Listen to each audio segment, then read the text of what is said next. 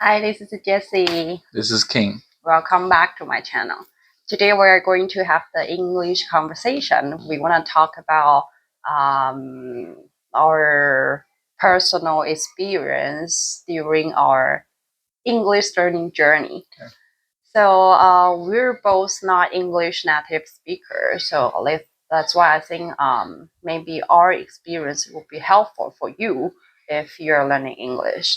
So I think during your English learning process, there must be some moments or sometimes you want to use English, use some vocabulary or use some phrase.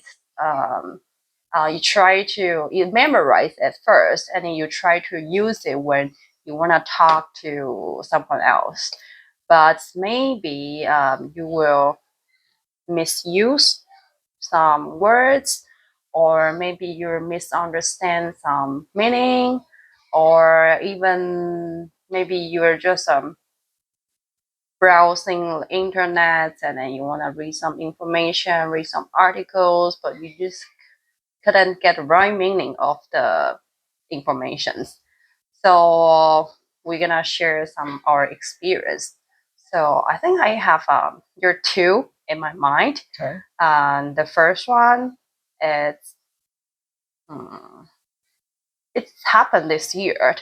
So this year I joined the local volleyball league in Canada, and it's like for a season. It's like 3 or 4 months, and then if you're the member of the league, then you have the account. Then you can sign in to the volleyball league website, and then they will show all your schedule from the beginning till the last game.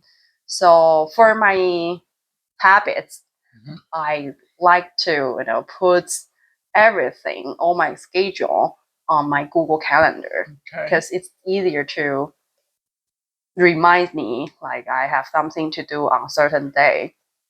So I think in maybe April, May, I log into the website and then I want to check, like this Tuesday I have the game at what timing, and the next week I have the game at what timing, and until the end of the season.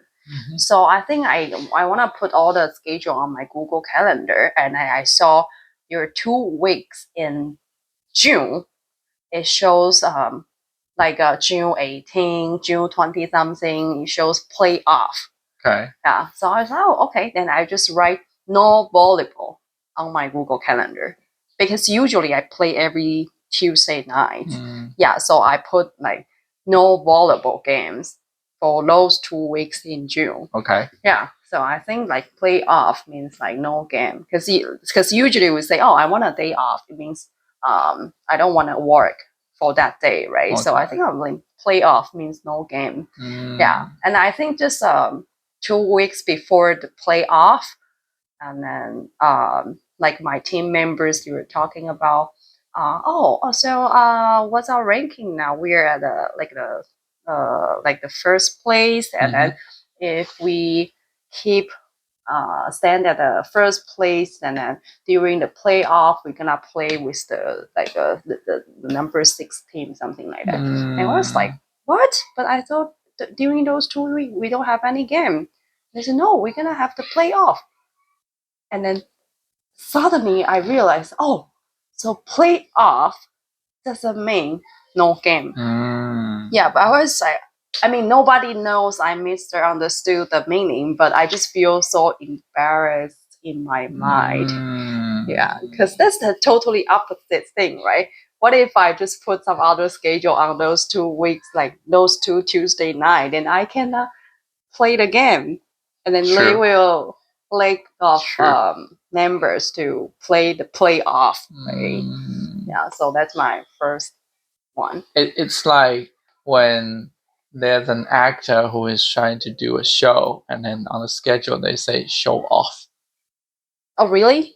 No, I'm just like That's No. No, It's I'm totally just trying to different. give you a similar It's like example. off, right? But like show off doesn't mean that you don't want to No show show. yourself. You have to Ah. show yourself as much as possible. Yeah. Okay. Yes, Yeah. that's So exactly. I mean, I learned something from that experience, right? Yeah. Nice. Yeah. Nice. And how about you? You have anything? But like my story is more like language using mistakes. It's not about my personal experience, but this is like Okay. how I listen to other people speaking English, and then I realize, oh, they have some certain mistakes in the way they use the language. Okay. Yes. Such as the first one that I would like to mention is like when we were hosting our language meeting back in like 2000, I don't know when, maybe 5 years or 6 years ago. Every time when we have a introduction at the beginning, and then one of our member would just like introduce him by saying, "Oh, I like to play Tai Chi fist." Okay. And then I like remember at that that moment, I was just like, I knew it was not correct. It was not the correct way of saying like what he means is Tai Chi. Yeah. Tai Chi is Yeah. kind of a kung fu Yeah. in Chinese culture. Mm-hmm. But like the way he translate the language directly from the Chinese word is called Tai Chi fist. But generally, when you are referring to the Kung Fu Tai Chi, you are not just focusing on the fist movement. Tai Chi is more like a I don't know,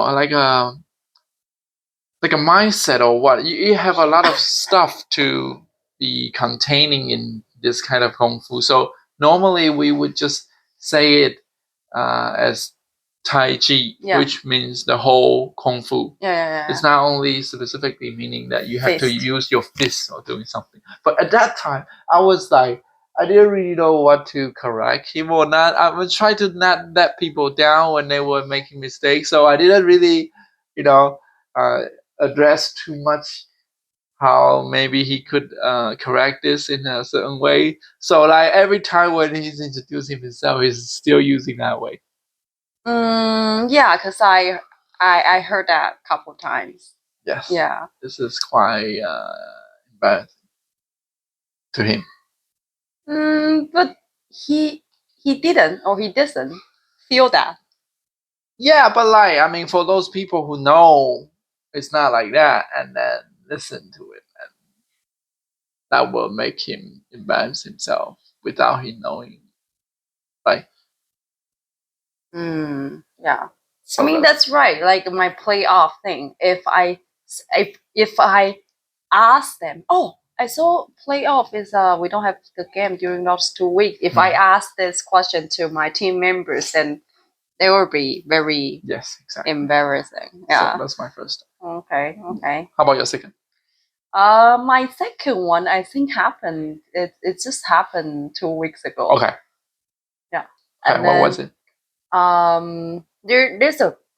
There was a boy in my like preschool class. Okay.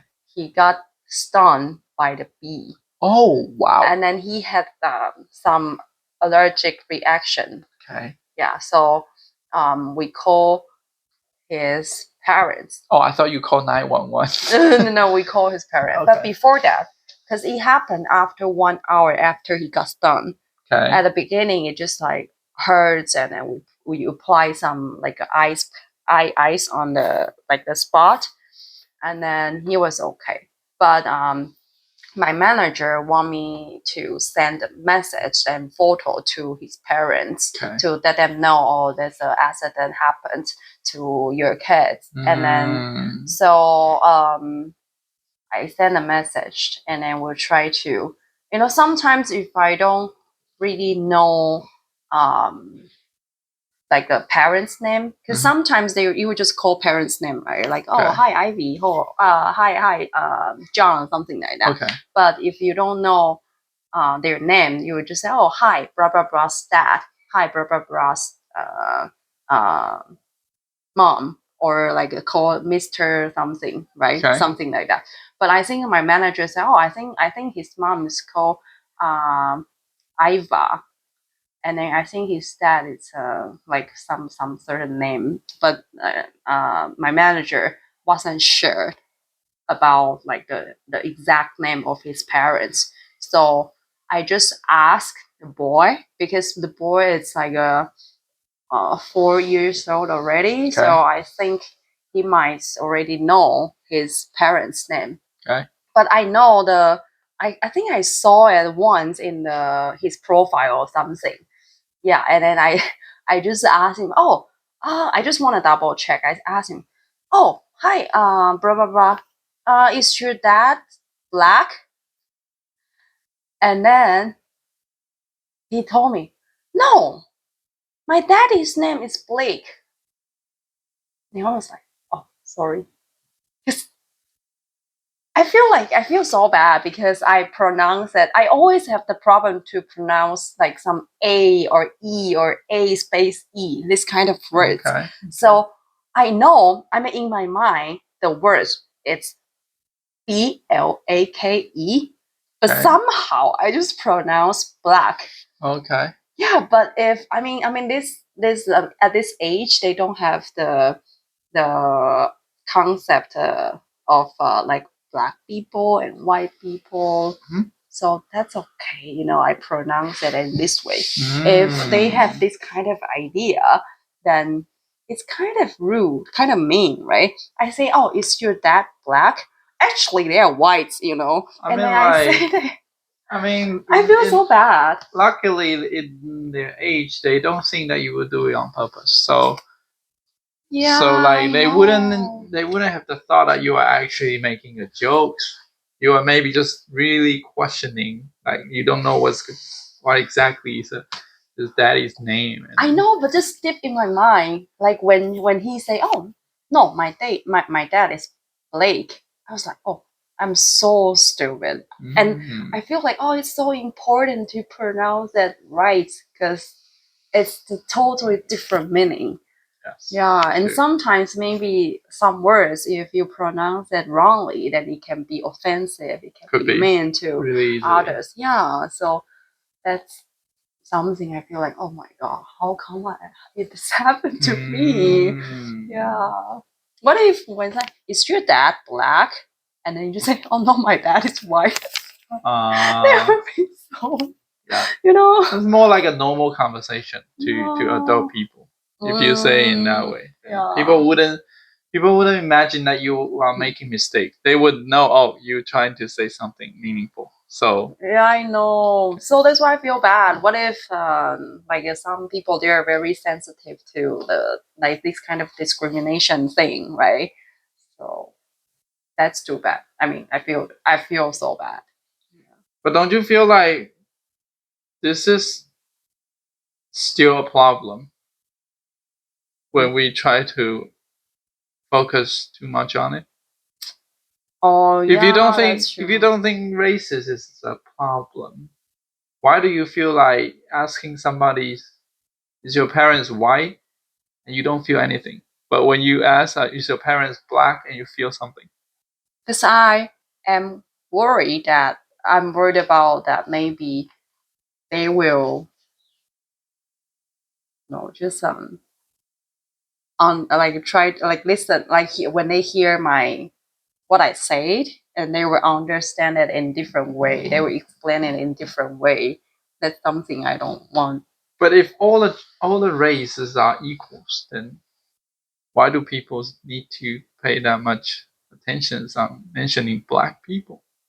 Because it's a sensitive topic nowadays. I mean, still, No, you cannot. that's because you still think that it's a problem. That's why you have that kind of Because it feeling. still happen in this world. And that's other people's problem. If you don't think that's a problem, then you wouldn't feel anything when you mention black it's a people. problem in this world because it's still happening. So that's why I think I have to be more careful about what I say. Yeah. Okay. I'll let you pass. Okay, thanks. And okay, I have shared too. How about you? About my second one. Okay, my second one is like and I remember there's one time when I went out to do my job with my partner. I mean, in Canada? Yes. Okay, yes. okay. We were doing like we deliver furniture to people's house, to a customer's house, and then it's a long day. Just gonna stay inside of our client's house for a long time. And what do you do when you stay in a house for a long time? You got to pee. Okay. So you got, and then I just heard my partner just ask one of our clients, say, excuse me, can I use the toilet? Can I borrow the toilet? Borrow the toilet. Yeah. Can I borrow the toilet? And the customer said, yeah, of course, go ahead. And then in my mind, I was like, okay, this is a Chinese translation mistakes again. Yeah. Borrow the toilet. Direct translate the way we use in Mandarin, and then just directly change it into English. That will have this kind of really kind of confusing in the native English mind. But they know exactly what you try to say, but they wouldn't tell you what's funny inside of their ears when they hear it. So normally in Mandarins, if you want to use somebody's bathroom in their house, you would say, can I borrow your toilet? That's how we say it in Mandarin. Yeah. But in English, you wouldn't say, can I borrow your toilet? Because it's borrow is like you take it. You take an item and you own the item for a couple hours or minutes, I don't know, and then you will give it back, which is not the right concept for in a English speaking world. You can only use it for a second because the toilet is still there. You're not taking it to your place. So if next time when you want to use somebody's toilet, just say, "Excuse me, can I use your toilet? Can I use the toilet for a second?" I use the washroom. Yeah, there's no way that you can borrow a toilet as long as unless you want to take the toilet home with you. Okay. Yeah. Got it. That's my the second thing. I think this kind of like a translation thing happens a lot for the English learner. Yes, a lot. You gotta make a lot of. This is quite hard to learn, right? This is the hard thing to learn because this is more about the culture. Because we learn Mandarin first, and then now we want to learn English, but we learn English not in the like a really. We learn English through Mandarin. Yeah, but if you're like how to say it, like what? Just say it. In the like a English environment, then I think this would not happen because you have the environment. It's like how native speaker learn English, but now you're learning English through Mandarin. So the way you think, and then before you say it, I think a lot of people just translate in their mind first. So I think it happened a lot. True. Yeah. Which is really common, and that's how a second language learner learn their language. You cannot just learn it automatically without you relying on your first language. Yeah, that's true. It's pretty difficult. I think it happened to me a lot before, but I don't really know how do I overcome this issue. Maybe still a little bit in me until now, but I feel less and less because I used to like think a lot and then translate in my mind. So it takes so much time for me to think, to pause during the conversation, and then say it out. But now I feel like I can just say it, even though sometimes maybe I cannot come up with the proper word. But I still like try to find some other ways to explain what I want to say. Okay. Yeah.